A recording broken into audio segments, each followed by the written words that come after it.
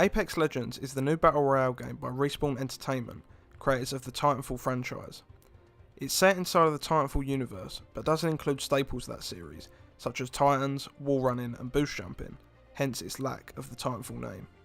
Instead, the DNA of Titanfall is seen in the core gameplay and the aesthetic of the game.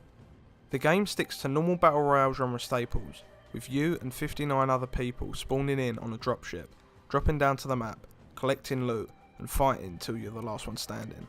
Or more often, people like me just drop in and die pretty quickly. The thing that separates this BR game from the rest is its surprising amount of polish and some small innovative and creative design choices that the literal stream of Battle Royale games coming out lately all seem to lack. The biggest difference this game has to its main competitor Fortnite are what can be described as Overwatch style heroes, or legends as the game calls them.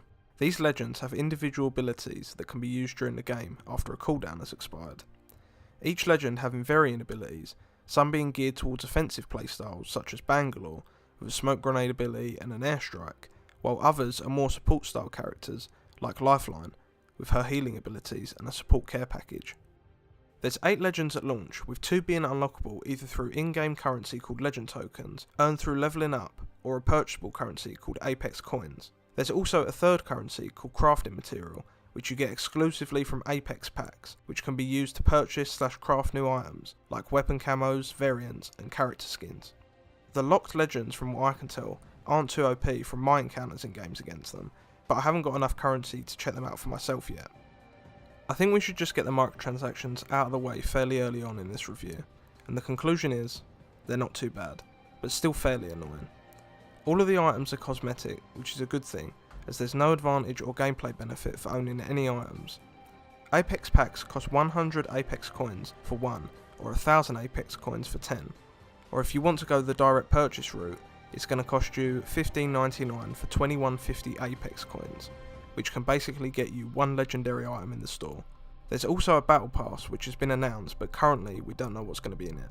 The thing is, microtransactions are going to be a given in these types of games, but the thing that makes this less intrusive is the fact that the game is absolutely free. I don't know how Respawn got it past EA, but they've managed to keep the game out of their greedy hands as much as possible by the looks of things. There's a fair drop system, which means that at least once every 30 packs you're guaranteed a legendary item, and all the drop rates are in the game by default, which is cool, but I'm pretty sure that they have to do that now thanks to EA's previous fuckery in Battlefront 2, so it's a half and half good thing that they've done this. You also get an Apex pack every level until level 20, and then you start to get one every 2 levels.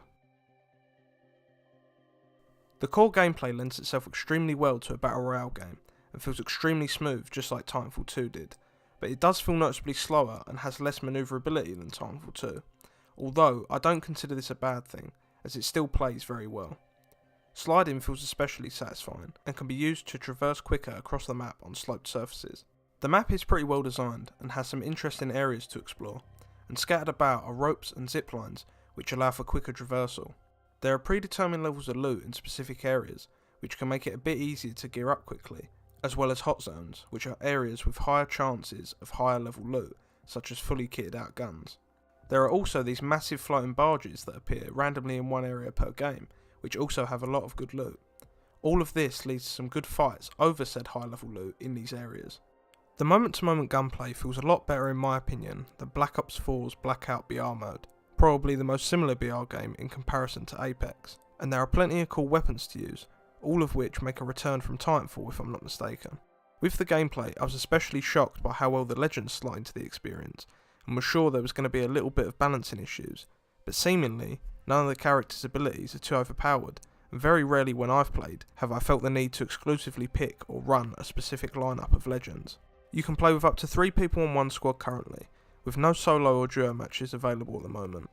I'm sure duos will at least come at some point, however I think it's a good idea there are no solos currently, as I think it doesn't play into the style of gameplay this game follows to be playing alone. The game really shines when you and your team are bouncing abilities and stuff off of one another, and losing this in a solo mode wouldn't make sense to me.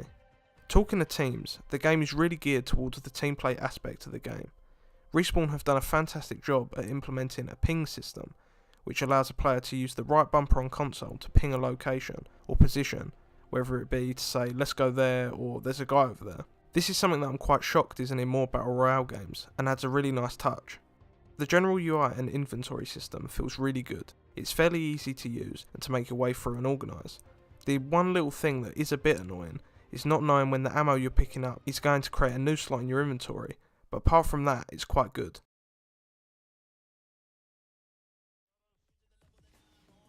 Overall, I'm pretty impressed with Apex Legends. I think it's a pretty good first iteration in what will become Respawn's new live service game.